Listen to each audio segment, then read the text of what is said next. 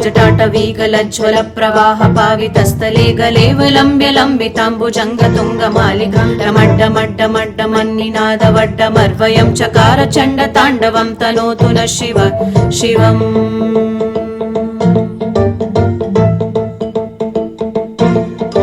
जटाकटाह सम्भ्रम भ्रमन्निलिम्प निर्झरी विलोल वीचि वल्लरी विराजमान मूर्धनि धगद्धगद्धगज्ज्वलल्ललाट पट्ट पावके किशोर चन्द्रशेखरे रति प्रतिक्षणं मम।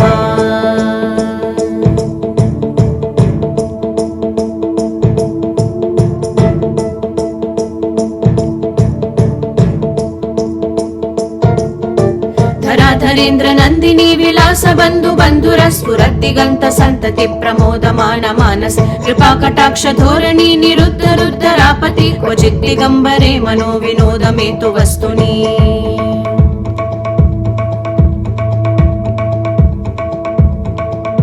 जटाभुजंग पिंगल स्फुरत् फणामणि प्रभा कदम्ब कुङ्कुमद्रलिप्त लिग्गदिग्गदे मुखे मदान्त सिन्दूर स्फुरत् गुत्तरीय मेधुरे मनो विनोदमद्भुतं विभर्त भूत भर्तरी।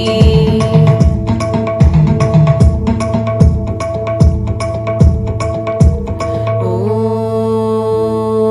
नमः शिवाय।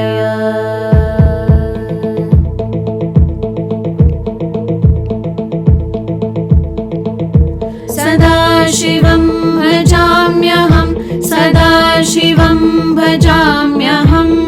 ॐ नमः शिवाय।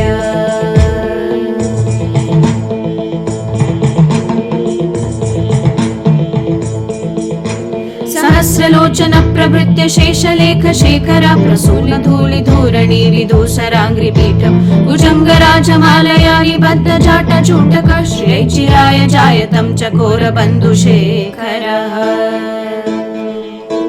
ललाट चत्वरज्ज्वल धनञ्जय स्फुलिङ्गबाणि प्रीत पञ्चसायकं न मन्निलिम्पनायकं सुधामयूखलेखया विराजमान शेखरं महाकपालि सम्पदे शिरोजटालमस्तु नः।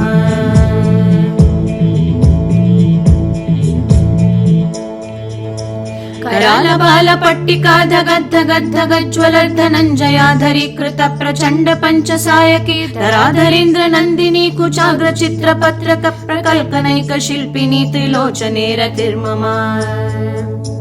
नवीन मेघमण्डली निरुद्ध रुद्धर स्फुरत् कुहूनि शीतिनीतम प्रबन्ध बद्ध कन्दर निलिम्प निर्झरिद्धर स्तनोतु नृत्य सिन्दूर कलानिधान बन्धुर श्रियं जगद्धुरन्धरः।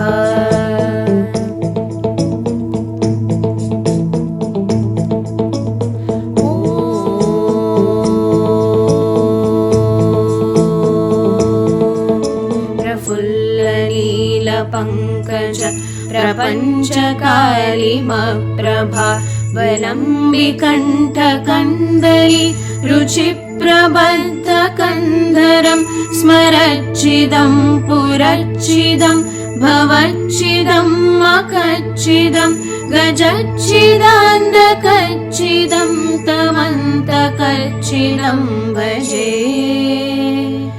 अकर्व सर्वमङ्गल कला कदम्ब मञ्जरी रसप्रवाह माधुरी विजृम्भणा मधुव्रतं स्मरान्तकं पुरान्तकं भवान्तकं मखान्तकं गजान्तकान्तकान्तकं तमन्तकान्तकं भजे।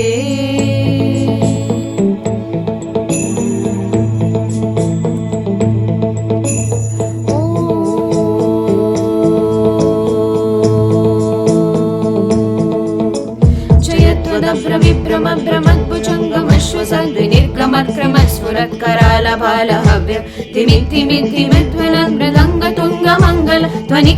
प्रवर्तित प्रचण्ड ताण्डव शिवा दृश्यद्विचित्रकल्पयोर्भुजङ्गमौक्तिकस्रजोर्गरिष्ठरत्नलोष्टयो श्रुतविपक्षपक्षयो कृष्णारविन्द चक्षुषो प्रजामहि महेन्द्र समं प्रवर्तितः कदा सदा शिवं भजाम्यहम्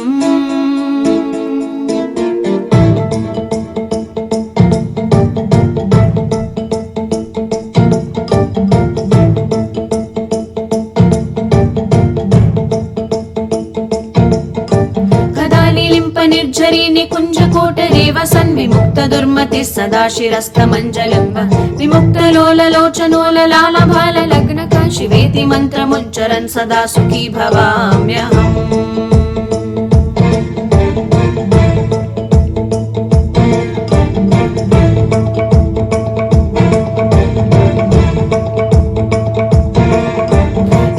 नित्यमेव मुक्तमुत्तमोत्तमं स्तवं पठन् स्मरन् ब्रुवन् नरो विशुद्धिमेति सन्ततं हरे गुरुषु भक्तिमाशु याति नान्यथा गति विमोहनं हि देहिनां सुशङ्करस्य चिन्तनं विमोहनं हि देहिनां सुशङ्करस्य चिन्तनं विमोहनं हि देहिनां सुशङ्करस्य चिन्तनम्